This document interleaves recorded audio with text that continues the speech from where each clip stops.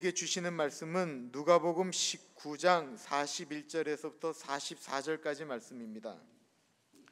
누가복음 19장 41절에서부터 44절까지 말씀.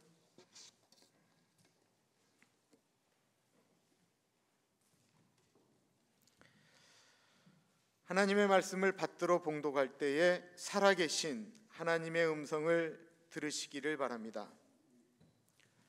가까이 오사 성을 보심고 우시며 이르시되 너도 오늘 평화에 관한 일을 알았더라면 좋을 뻔하였거니와 지금 내 눈에 숨겨졌도다. 날이 이를지라 내 원수들이 토둔을 쌓고 너를 둘러 사면으로 가두고 또 너와 및 그 가운데 있는 내 자식들을 땅에 메어치며 돌 하나도 돌 위에 남기지 아니하리니 이는 내가 보살핌 받는 날을 알지 못함을 인함이니라 하시니라. 아멘. 오늘 우리에게 말씀을 전해 주실 분은 김진숙 목사님이십니다. 목사님은 올해 연세가 이제 80이 되십니다. 그런데요, 미국에 사셨던 그 수십 년을 오로지 노숙자들을 위해서 사셨습니다. 목사님은 저 보라색 옷을 벗은 적이 없으시답니다. 저 보라색 옷은 목사님이 노숙자와 함께 살겠다라고 생각하는 상징적인 색깔이고요. 보라색은 교회력적으로 사순절을 기념하는 색깔이기도 합니다. 시애틀에서 둥지 선교회를 운영하고 계시고요. 노숙자의 어머니로 불리고 계십니다. 저희 교회 올해 표와 너무 잘 맞기 때문에 이번에 모시게 되었습니다. 목사님에 대한 글들을 이렇게 막 다 읽어봤습니다. 읽어보면서 얼마나 그 감동이 되었는지 모릅니다. 오늘 그런 은혜가 같이 흘러갔으면 좋겠습니다. 김진숙 목사님 우리가 박수로 환영하겠습니다.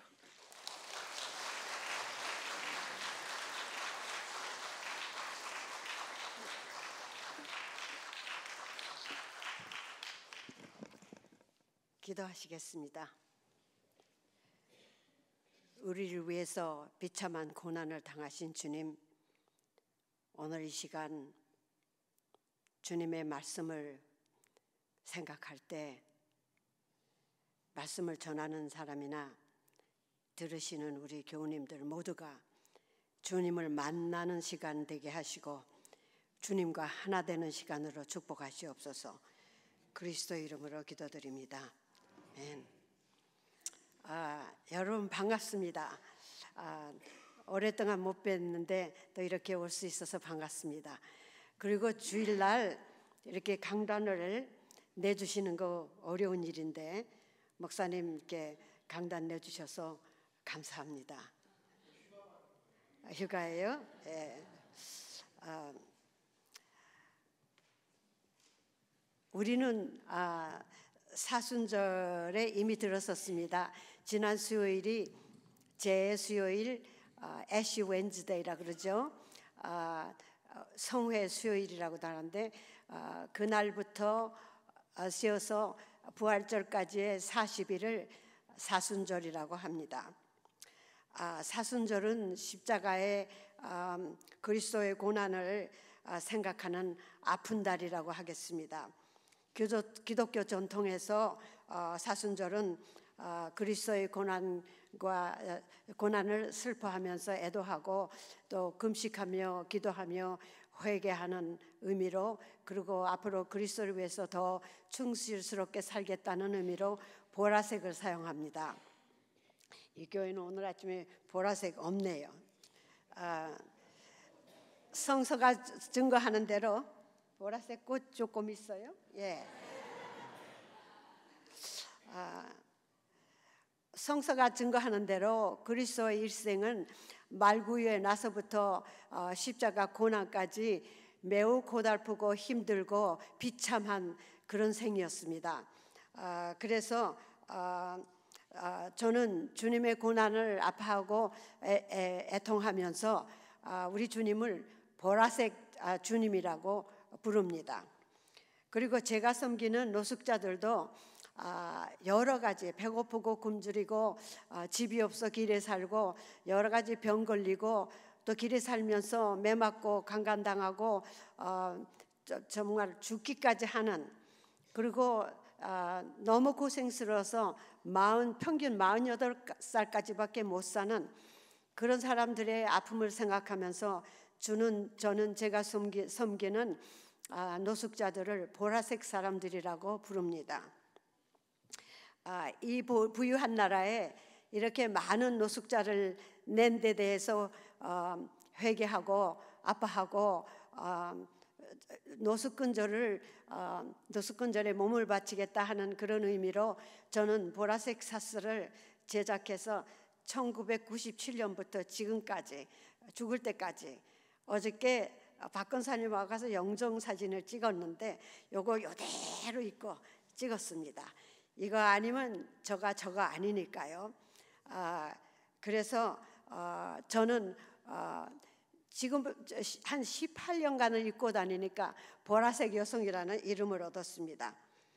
또한 보라색은 저 개인의 고난과 애통함과 슬픔과 많은 상실, 이북에서부터 피난 생활에 6.25 사변에 온갖 걸 다 겪었기 때문에 그런 그 아픔을 의미하는 의미에서 저는 보라색 여성이고, 그리고 제가 살아가는데 보라색이 저 자신의 정체성이 되어버렸고, 제가 믿고 의지하고 사랑하는 주님의 색깔이 보라색이고, 제가 섬기는 사람들의 색깔이 보라색이고, 제가 몸담아 일하는 사역의 색깔이 보라색이고, 제가 쓰는 5권의 책 제목이 보라색 사람들입니다. 그런 의미에서 저는 이 사순절을 맞이하면서 이 강단에 와서 보라색이라는 제목으로 아까 목사님께서 봉독해드린 그 말씀을 가지고 여러분과 함께 보라색 사람들이라는 제목으로 사순절을 생각하려고 합니다.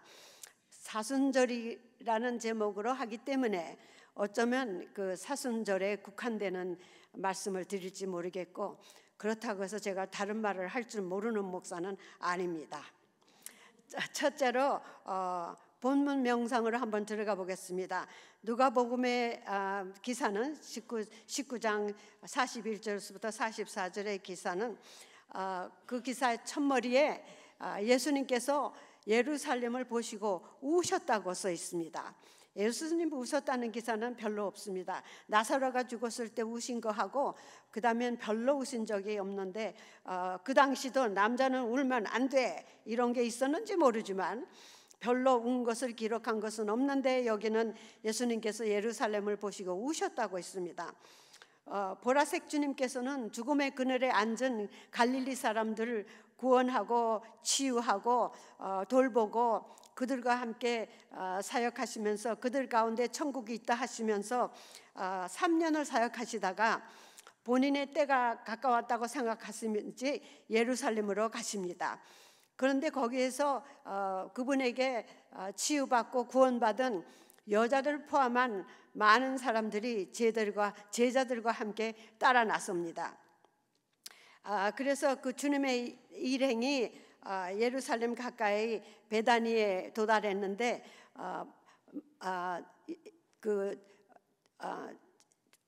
갈릴리에서 예루살렘까지 100마일이라고 하니까 걸어서 여러 날을 왔을 것 같습니다.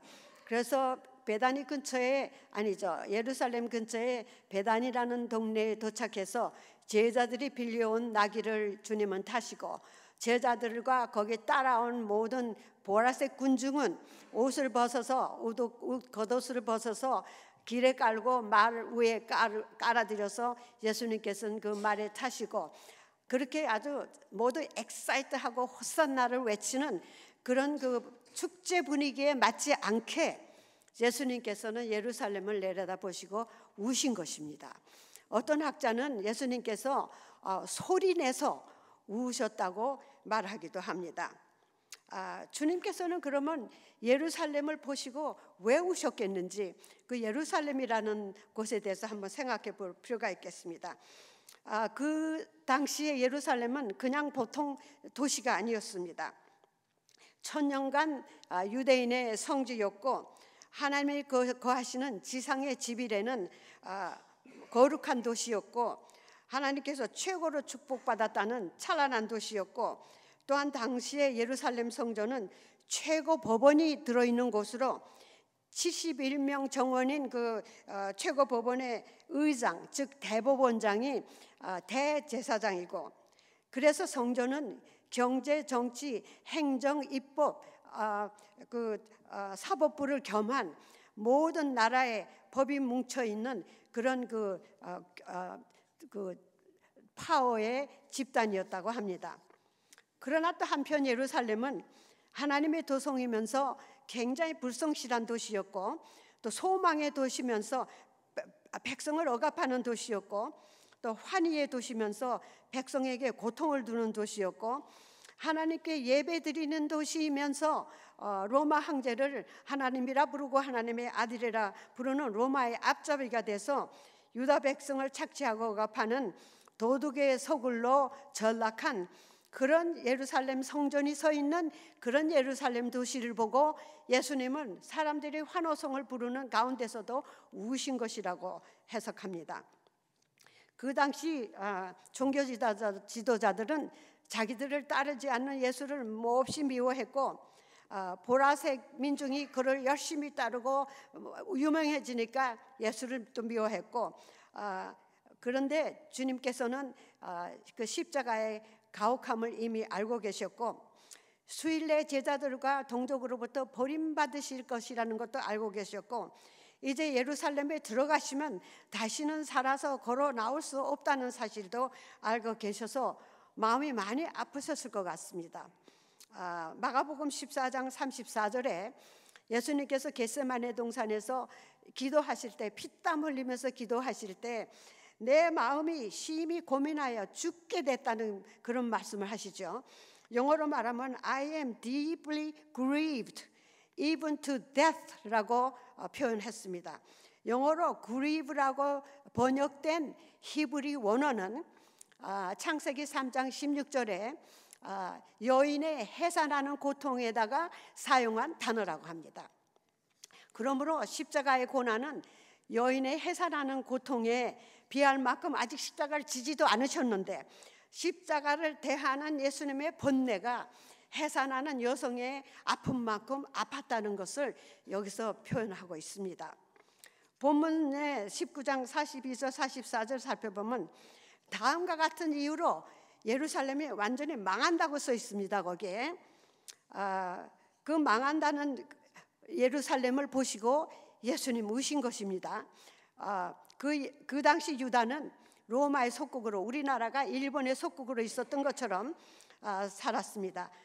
본문의 그 파멸은 주후 63년부터 70년까지의 로마를 대항한 유대 사람들의 항거를 말하고 독립운동 말하고 독립전쟁을 말합니다. 우리네는 일본 사람을 향해서 개개인으로는 독립운동하고 폭탄 터뜨리고 했지만 우리는 독립전쟁까지는 안 했어요. 이 사람은 전쟁을 해갖고 주후 70년에는 완전히 예루살렘이 완전히 망가지고 그렇게 유명하다는 그렇게 사법부, 행정부, 입법부가 다 들어있는 법통인 그 성전이 완전히 제거돼 버리고 그 로마 군인들이 더 죽일 사람이 없을 때까지 죽이고 더 부실 것이 없을 때까지 부시고 유다인은 완전히 망가져서 완전히 산산조각이 나고 죽을 사람 다 죽고 도망간 사람들은 다른 나라로 로마가 관장하는 나라로 도망가서 완전히 뿔뿔이 흩어진 그런 상태가 됐다. 우리 유교 사변도 그렇지는 않았고 일본 시대 때도 그렇지는 않았어요. 예루살렘에서 일어난 그 전쟁은 우리가 상상할 수 없는 그런 게 일어난 거예요.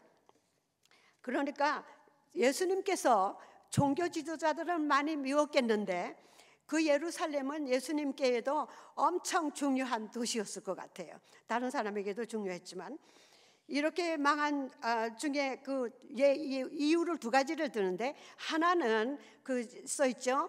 너네들이 평화에 이르는 길을 몰라서 그랬다라고. 평화는 우리가 보통 말하는 피스 평화가 아니고 그 평화의 전문가가 있어요. 구약 신학자 워터 브루그만 교수에 의하면 히브리 사람들의 평화는 샬롬이라고 하는데, 이 사람들은 인사할 때도 샬롬하고 다 샬롬이라고 하는데, 이 샬롬은 그냥 피스가 아니고 사람들의 행복, 해피니스, 복지, 웰빙, 건강, 헬스, 안전, 세큐리티, 번영, 프로스페리티, 안정, 스테빌리티라는 광범위한 뜻을 포함한 샬롬 평화랍니다. 이 평화는 남녀노소, 가난한 자, 약자, 병자, 무슨 건강한 자 말할 것 없이 다를 포함하는 다 잘 사는 세계를 만드는 그런 샬롬이라는 거예요. 그런데 이렇게 서로 협조해서 다 잘 사는 사회를 만들지 못하고 몇 명만이 잘 사는 그런 사회를 만들었고, 다수가 가난해서 90%가 가난해서 그리고 세금을 감당 못해서 노무자로, 노숙자로, 거지로, 또 매춘부로 전환해서 이 사람들이 유대의 거리를 걸식하는 이런 사회를 만드는 것이 결국 예루살렘이 망하는 이유 중에 하나라는 거예요. 그 다음에 예루살렘이 망한 둘째 이유를 또 성경에 말하죠. 예수님이 오셨는데 못 알아봤다고 거기 써 있어요. 종교 지도자들은 예수님이 누군지 못 알아보고, 눈이 멀어 못 알아보고, 그리고 갈릴리 보라색 인생들까지 알아듣는 주님의 말씀을 이 사람들은 못 알아듣고, 이 예수님을 그 당시 우리나라의 현재 말로 하면 이단으로 몰아서 지금 십자가에 죽이려 하기 때문에 44절에 망한다고 그렇게 기록해 있습니다. 그래서 주님은 이런 이유로 저런 이유로 망할 예루살렘을 보시고 우신 거예요. 사람들은 좋다고 호산나를 부르는데. 둘째로, 그러면 고난당하신 주님을 생각하는 이 사순절에 우리는 어떻게 이 사순절을 접하면 좋을지, 그냥 지나가는 연례 행사로 접하면 좋을지, 울고 불고 금식 기도하고 회개하고 그것으로 족한지, 저는 그것으로 족하지 않아서 두 가지를 하자고 제안합니다. 하나는 우리의 현실을, 우리가 살고 있는 현실을 제대로 알자는 것이고, 다른 하나는 주님께서 우리를 오라시는 곳으로 가자는 것입니다. 이 둘째. 그래서 첫째, 우리 현실로 말하면 2014년 작년 현실로 미국은 전 세계 재산의 반인 46%를 가지고 있고, 전 세계 1200만 명의 백만장자 중에서 80%가 미국 사람이고, 전 세계 최고 위에 꼭대기에 억만장자 10명 중에서 8명이 미국 사람이고, 그러니까 미국이 얼마나 부자라는 거 알 수 있잖아요. 미국민의 맨 위에 1%가 미국 전 재산의 40%를 가지고 있고, 또 미국민의 15%가 미국 전 재산의 85%를 가지고 있대요. 그러니까 나머지 85%의 미국 사람들은 나머지 15%라는 재산을 가지고 먹고 살려고 애쓴다는 말이 되겠습니다. 그렇게 세계 최고의 부자지만 미국에는 4,500만이라는 가난한 사람들이 살고 있고, 그중에 1,300만은 아이들이라 그러고, 전국적으로 매년 350만이라고 하는 사람이 노숙을 합니다. 그래서 제가 섬기는 그 노숙자들도 그 가운데 속하는 사람들이고, 그 숫자는 적은 숫자예요. 눈에 보이는 사람들만 센 숫자이지 눈에 보이지 않는 사람들까지 하면 엄청 많은 숫자가 있다는 것입니다. 예를 들면 캘리포니아가요, 최저임금 미니멈 웨이지가 8불인데 여기서 살아남으려면 25불 78전을 벌어야 베드룸 2개짜리 아파트를 얻어서 살 수 있다는 겁니다. 그래서 미니멈 웨이지 8불을 받아가지고도 길에 사는 사람 수두룩한다는 거예요. 제가 섬기는 사람 시애틀에도 수두룩합니다. 경제적으로 미국은 30년 전보다 훨씬 부강한 나라가 됐다고 합니다. 그런데 살림은 훨씬 더 힘들어졌다고 합니다. 돈이 많아졌는데 왜 힘들어졌는지, 경제학자 람프리라는 학자에 의하면 자산이 몇 사람의 손에 집중될 때 부자와 가난한 사람들의 사이가 점점 더 크게 벌어진다고 했습니다. 부자들은 더 많이 벌고 더 많이 축적하고 더 많이 세이브하기 위해서 더 많이 열심히 일하고, 또 가난한 사람들은 적은 거 가지고 살아남으려고 안간 힘을 쓰고, 그래서 모두 조바심병, 앵자이어티 디소더가 걸리고, 그 다음에 우울증 걸리고, 엔타이디프레센트 먹어야 되고, 미국은 세계에서 그 우울증 약 엔타이디프레센트를 세계에서 제일 많이 복용하는 나라랍니다. 또한 수입 분배의 불평등은 심장마비, 암, 살인으로 인한 조기 사망, 유아 사망률과 관계가 있고, 육신의 병, 정신적인 병, 학교 중퇴, 마약, 폭행, 범행, 감옥살이, 비대증, 청소년 임신 문제까지 그런 사회 장애의 요인이 된다고 했습니다. 저희 친구 하나가요, 하버드 나온 법대를 나온 아주 미국에서 최고급 가는 변호사하고 연애를 했답니다. 그래서 그 최고급의 변호사들이 모이는 그 파티니 무슨 그 세계를 가봤는데요, 그 변호사들은 돈도 많고 지위도 높고 일도 잠 안 자고 열심히 하고 돈 더 벌고 케이스 더 많이 해야 되고 열심히 하는데, 그 사람들 중에서 이혼율이 너무너무 높고, 그렇게 살다 보니 그 다음에 술을 너무너무 많이 먹더래요. 그 다음에 수면제 없이 자는 사람 거의 없더래요. 잠을 전부 못 자더래요. 그래서 자기가 사귀는 그 변호사도 미국의 인류면 세계 인류인데 수면제 없이 잠을 못 자더라는 겁니다.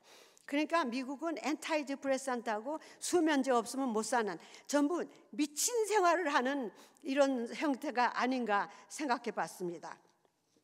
하나님은 경제학자다 하는 제목의 책을 쓴 믹스 교수에 의하면, 눈부신 이런 경제 발전은 현대인에게 소비주의라는 병과 다국적 기업이라는 거인을 만들어냈고, 그래서 다국적 기업은 더 큰 이윤을 내기 위해서 더 많이 생산하고 더 많이 팔고, 더 많이 팔기 위해서 더 많이 사람들이 사줘야 하고, 그러다 보니 소비주의를 만들어냈다는 겁니다. 하버드 대학의 카와치하고 케네디 이 교수들은 다음과 같이 말합니다. 우리가 병 하나 새로 얻었는데 구입병이랍니다. 쇼핑 디스오더. 그런데 그 쇼핑 디스오더인데 아주 일종의 중독으로서 강박 충동적 쇼핑, 컴퍼시브 쇼핑, 그 다음에 경쟁적 쇼핑, 컴패리티브 쇼핑. 누가 더 좋은 거 가지고 있어? 나도 좋은 거 가져야지. 컴패리티브 쇼핑. 그 다음에는 보복 구입병, 리벤지 쇼핑. 여자들이 남자한테 화나면 나가서 막 사들여. 응? 리벤지 쇼핑, 보복 쇼핑. 이래서 전부가 그 중엔 저도 예외가 아닙니다. 전부가, 특히 여자들이 전부가 쇼핑 디스오더라는 병에 걸렸다는 겁니다. 그러므로 여러분 오늘 집에 가가지고 얼마나 많은 것을 이 쇼핑 디스오더에 의해서 사다가 싸놨는지 한번 보세요. 저는 그게 너무 미안해가지고 백을 하나 놓고 1년에 몇 번 안 입는 옷이면 다 그리 들어가고, 내 쇼핑 오더에 의해서 새로 나온 거 하나 샀어. 그러면 과거에 쓰던 거는 그 박스로 들어가고, 그래서 그 박스가 차면 노숙자들에게 가져갑니다. 과거에 쓰던 거하고 새로 산 거 볼 수가 없어. 왜냐하면 내가 쇼핑 디스오더에 걸린 걸 아니까 처리해야 되잖아요. 오늘부터 가서 그렇게 하세요. 그리고 얼마나 많은 것을 사다 쌓아놨는지 전부가, 아마 우리 거의가 다 남녀를 막론하고 거의가 다 구입병에 걸렸다고 생각합니다.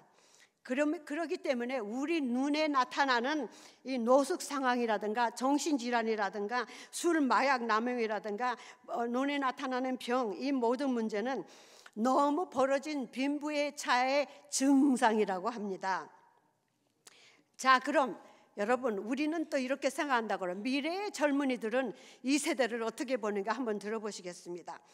한국 교회 리서치 연구소가 14세에서 34세 미래의 젊은이들 1851명을 대상으로 설문조사를 했는데, 이것이 LA에서 난 신문을 제가 치과에 갔다가 주워 읽었어요. 기독신문인가 무슨 크리스천 신문인가 났더라고요. 너무 놀래가지고 이거 미국 사람들 거를 카피한 건가 보니까 아니더라고요. 한국에서 조사한 건데, 이 사람들이 미래 세대들이 기독교와 관련해서 제일 좋아하는 단어로 제일 좋아하는 단어로 예수가 57.7%, 굉장히 많죠. 성경은 19.7%, 교회는 12.6%, 교회가 제일 적어요. 그 다음에 제일 싫어하는 단어로는 기독교가 58.2%, 그 다음에 목사가 14.5%, 우리 목사들이 정신 차려야 돼. 그 다음에 교회가 10.2%, 성경이 10.1%로 나타났대요. 그러니까 미래 세대들은 예수는 좋지만 교회는 싫고 목사도 싫고 성경도 싫다 이런 거예요. 예수는 선호하지만 종교로서의 기독교는 부정적으로 인식하고 있다는 참 엄청난 얘기를 했더라고요. 그러면 미국의 다음 세대들은 어떻게 생각하나? 그 Present Future라는 현재 미래라는 제목의 책을 쓴 맥닐이라는 학자가 말하는데, 미래 세대들은 점점 많은 그 포스트 모던이라 탈현대인이라 그러는데, 미래 세대 말하죠. 이 사람들은 제대로서의 교회를 떠나간다는 거예요. 그런데 그들이 믿음을 잃어서가 아니라 자기네 믿음을 지키기 위해서 떠나간대요. 그리고 예수의 실망해서가 아니라 교회의 실망해서 떠나간다는 거예요. 그리고 교회 밖의 사람들은 교회는 교회 안의 사람들을 위한 것이지 자기네하고는 상관없다고 생각한다는 겁니다. 그들은 가난한 사람들을 도와주고 병 앓는 일 고쳐주고 사람들을 섬기고 하는 거는 그건 예수님이 하는 일이지 교회하고는 상관없는 일이라고 생각한다는 겁니다. 탈현대인에게 교회는요, 세계사에서 가장 스스로를 섬기는, 자기를 섬기는 가장 큰 기관이라고 보고요. 그 교회가 자기 자신에게 열중하는 이 태도를 기독교 신앙이 실패한 원인이라고 본답니다. 여러분, 교회는 목사 혼자 하는 게 아니고 여러분이 교회인 거 아시죠? 그다음에 둘째로, 이렇게 현실을 알았으면 우리는 그러면 어떻게 주님 부르시는 곳으로 갈 수 있을까? 아까 두 가지 얘기했잖아요. 현실을 알자, 주님 오라시는 대로 가자. 우선 사순절에 우리는 보라색 주님의 고난을 이 사회에서 궁핍하고 고난당하는 사람들하고 묶어서 같이 생각하고 같이 아파야 한다고 말하고 싶습니다. 주님 고난은 따로, 이 사람들의 배고픔은 따로가 아니라 주님께서 배고프면 이 사람도 배고, 주님께서 아프면 이 사람들 아프고, 주님께서 녹슬자면 이 사람들도 녹슬자니까 둘을 함께 묶어서 생각하고 함께 아파하자는 이런 얘기를 하고 싶습니다. 성경이 이를 증명하고 있기 때문입니다. 신학교 시절에 워싱턴 DC에 유명한 짐 왈러스라는 목사님 계신데 신학자예요. 그분이 신학교 시절에 자기 동료 몇 명하고 성경책에서 가난과 예수님에 대해서 얼마나 많은가 한번 뽑아봤대요. 그런데 뽑아보니까 신약에는 평균 16절마다, 복음서에는 매 10절마다, 누가복음에는 매 7절마다, 그리고 야고보서에는 매 5절마다 가난과 예수의 관계가 써 있더라는 거예요. 한 친구는 가위를 가지고 그 가난과 예수 관계되는 구절을 다 잘라냈대요.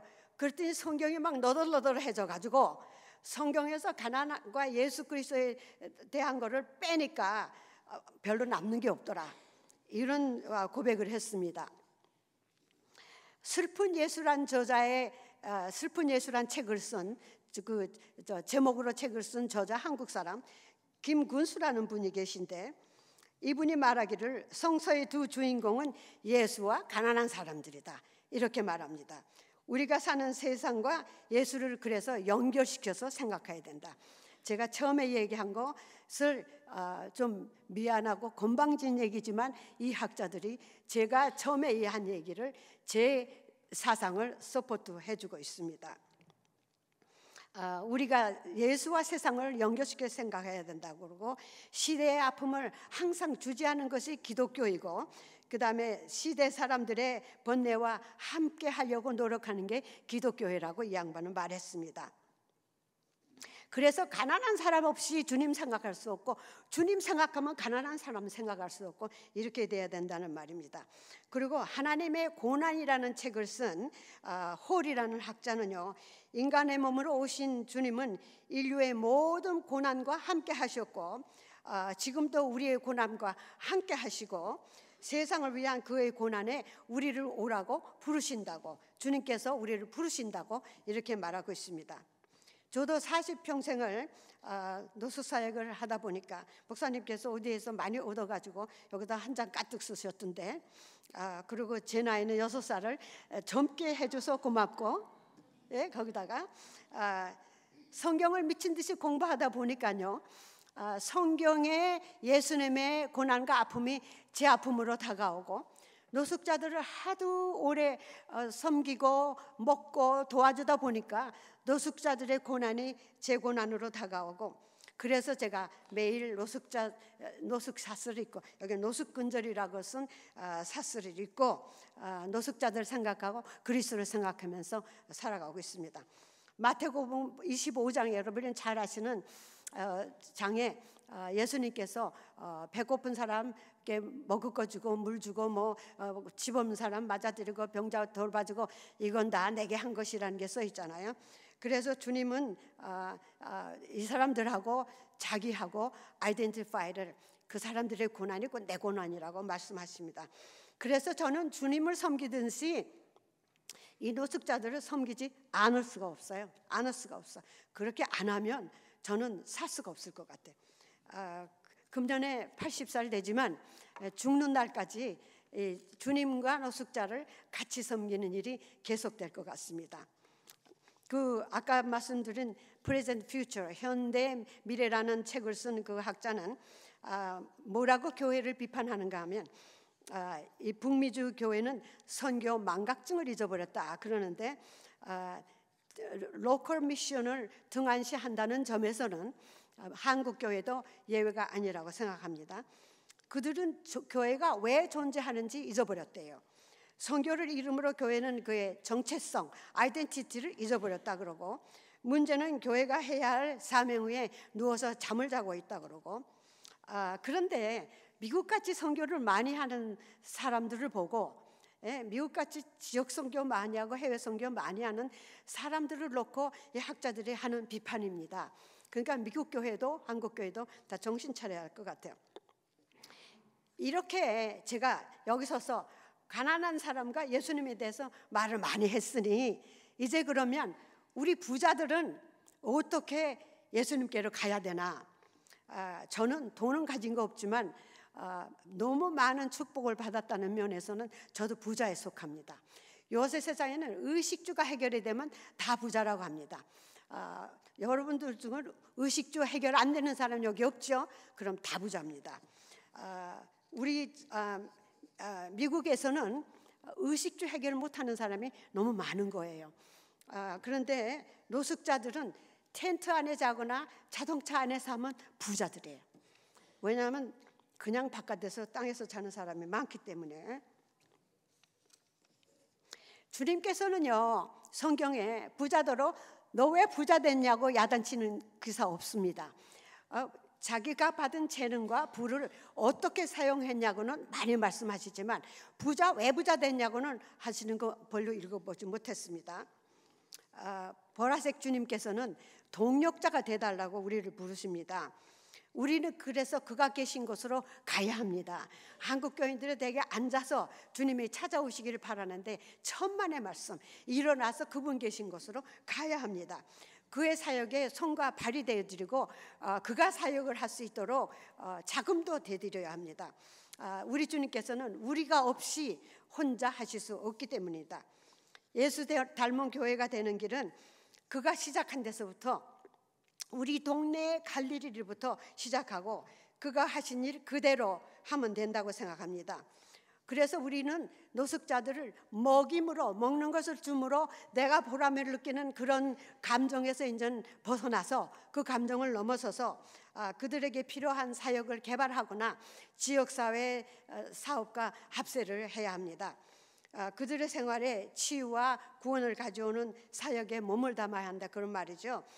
지역사회 사역들은 항상 도움이 필요하고 교회 도움 없이 하는 사역 하나도 없습니다. 제가 순회 설교 다니면서 155개의, 캘리포니아도 많이 봤어요. 155개의 노숙사역을 방문했는데 거의가 다 기독교회가 기독교인이 시작했거나 계속해서 기독교회가 돕거나 기독교회가 하고 손 안 잡고는 지역사회 노숙사역에 해갈 수가 없습니다.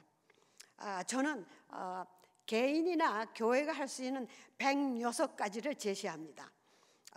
임시변통의 구제선을 넘어서 이머전시 인터벤션 넘어서 노숙자들을 모두 건강보험에 들어서 48살에 죽지 않도록 좀 우리처럼 조금 더 오래 살도록 도와주시고, 교육과 직업훈련을 통해서 직업 얻도록 도와주시고, 저소득집으로 알선해서, 저소득집이 엄청 모자라죠. 더 많이 짓도록 알선해서 집을 얻어줘서 노숙을 끝내도록 도와주시고, 만년을 먹여봤자 노숙 안 끝납니다. 그러니까 좀 그 에머전시 인터벤션을 넘어서서, 저는 미국 교회 다니면서 move one step beyond라고 항상 떠들고 다닙니다. move one step beyond, stop doing emergency intervention. emergency intervention도 필요하지만 그것이 궁극의 목적이 돼서는 안 된다는 거죠. 그거 오버컴을 해야지. 언제까지 먹일 거예요? 언제까지? 그러니까 이 사람들이 자립할 수 있도록 도와주는 걸 해야 된다는 겁니다. 지역사회하고 합세하다 보면 교회가 할 수 있는, 개인이 할 수 있는 영역이 환히 보입니다. 다음 세대가 요구하는 그런 보라색 예수 닮은 교회가 되려면 보라색 사람들을 사랑하시고 그들을 섬기시고 그들을 위해서 목숨을 아낌없이 내주신 그런 보라색 주님을 닮아야 결국 우리도 보라색 주님까지 될 수 있다는 말이고, 그가 부르는 곳으로 갈 자격이 생긴다는 말이 되겠습니다. 그렇지 않으면 한국 사람들이 모여서 누가 축복 더 많이 받나, 누가 천국 가는 비행기 먼저 탈까, 그런 거 의논하다가 국밥 먹고 헤어지는 그런 컨트리 클럽 교회가 되고 말 것입니다. 그래서 이번 사순절에 여러분 교회는 오렌지 가나안 교회는 이번 사순절에 조금 세상을 눈 크게 뜨고 보시고 주님의 고난을 그냥 아파만 하지 마시고 주님 부르시는 곳이 어딘가 내가 가야 할 곳이 어딘가 그거 생각하면서 주님과 완전히 죽고 주님과 완전히 영원한 생을 얻는 그런 가나안 교회가 되기를 간절히 기원합니다. 기도하시겠습니다.